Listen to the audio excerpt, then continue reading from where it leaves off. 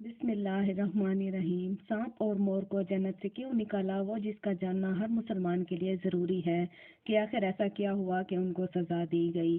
دوستو، مور اب جتنا خوبصورت ہے اس سے پہلے کئی زیادہ جنت میں خوبصورت تھا۔ مور کی خوبصورتی پہ سبھی پرندے فدا تھے، لیکن ان سب خوبیوں کے باوجود مور سے ایسی کون سی خطا ہو گئی تھی کہ جس سے اللہ تعالیٰ نے مور کو جنت سے نکال دیا تھا۔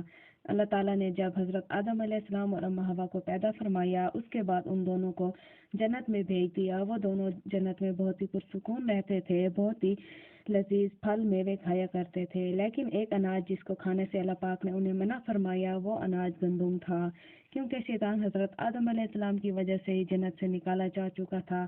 اسی وجہ سے شیطان کی حضرت آدم علیہ السلام سے دشمنی ہو گئی تھی۔ شیطان یہی چاہتا تھا کہ وہ کسی طرح سے حضرت آدم علیہ السلام کو جنت سے نکال دے اور ساتھ میں اماں حوا کو بھی جنت سے نکال دے۔ جب شیطان کو یہ خبر ہوئی کہ حضرت آدم علیہ السلام کو تمام میوے کھانے کی اجازت ہے لیکن گندم کھانے کی اجازت نہیں ہے، تو شیطان انتقام کی آگ لیے دل میں جنت کے دروازے کے پاس بیٹھ گیا اور 300 سال تک وہاں بیٹھا رہا کہ کوئی جنت کے دروازے سے باہر آئے اور شیطان اس سے بات کر سکے۔ ایک دن اچانک سے مور جنت سے باہر آ گیا۔ شیطان اس کو دیکھتے ہی بہت خوش ہو گیا۔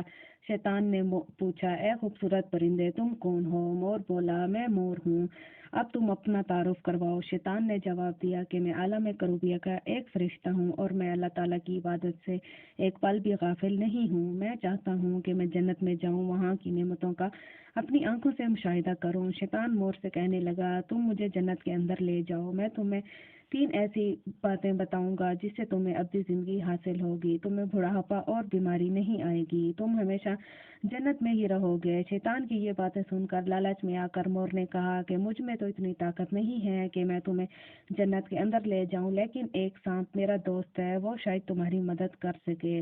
یہ کہہ کر مور سانپ کے پاس آیا، اس کو ساری بات بتائی۔ سانپ بھی شیطان کی باتوں سے خوش ہو گیا اور شیطان کو اپنے منہ میں چھپا کے جنت میں داخل ہو گیا۔ شیطان اپنی چال میں کامیاب ہو گیا۔ جنت کے تمام نگہبانوں کو معلوم تھا کہ شیطان یہ چال چل رہا ہے اور جنت میں داخل ہو چکا ہے۔ فرشتے شیاطین کو جنت سے نکالنے لگے، تبھی اللہ پاک کا حکم ہوا کہ اس کو ابھی جنت میں ہی رہنے دیا جائے۔ فرشتے اللہ تعالیٰ کے حکم سے رک گئے۔ شاید ہی حضرت آدم علیہ السلام کا امتحان تھا۔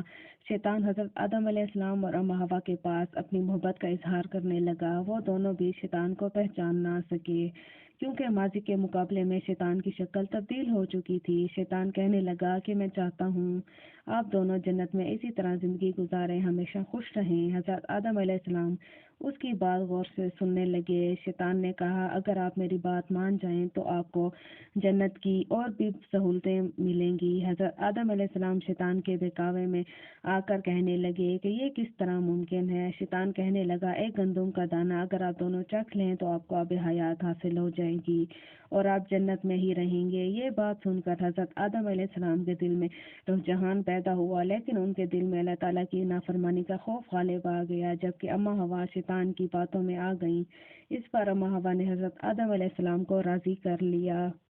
پھر اس کے بعد ان دونوں نے گندم کے دانے کو چکھ لیا۔ جیسے ہی گندم کا دانہ ان کے اندر گیا تو دونوں کے ستر واضح ہونے لگ گئے۔ اس کے بعد دونوں اپنے اپنے ستر چھپانے لگے اور خوف خدا سے کانپنے لگے۔ اسی دوران اللہ پاک نے فرشتوں کو یہ حکم دیا کہ حضرت آدم علیہ السلام اور اماں حوا دونوں کو زمین پر اتار دو۔ حضرت آدم علیہ السلام کو سری لنکا کے قریب نیچے زمین پر بھیج دیا، جبکہ اماں حوا کو جدہ کی سرزمین پر اتارا گیا۔ جن خوبصورت پیروں سے چل کر مور شیطان کو جنت کے اندر لے کر آیا تھا، وہی خوبصورت پاؤں اللہ پاک نے مور سے چھین لیے۔ سانپ جو اپنے منہ میں شیطان کو چھپا کر لایا تھا، اس کی منہ کی خوبصورت خوشبو کو چھین کر اس میں زہر ڈال دیا گیا۔ پھر مور کے ساتھ ساتھ سانپ کو بھی جنت سے باہر نکال دیا گیا۔ دوستو، میں امید کرتی ہوں آج کی ہماری یہ ویڈیو آپ کو پسند آئی ہوگی۔ ویڈیو کو لائک اور سبسکرائب کرنا نہ بھولیں۔ شکریہ۔